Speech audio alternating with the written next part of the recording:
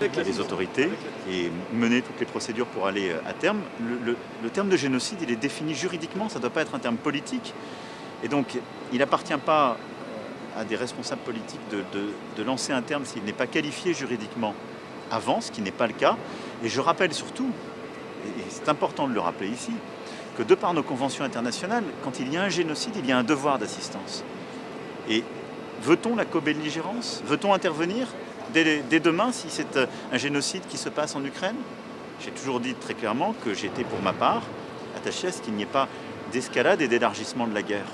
Donc je pense que à partir du moment où les mots sont définis juridiquement, s'il y a des juristes et des équipes diplomatiques qui établissent que c'est défini juridiquement, le Quai d'Orsay l'examinera, nous regarderons.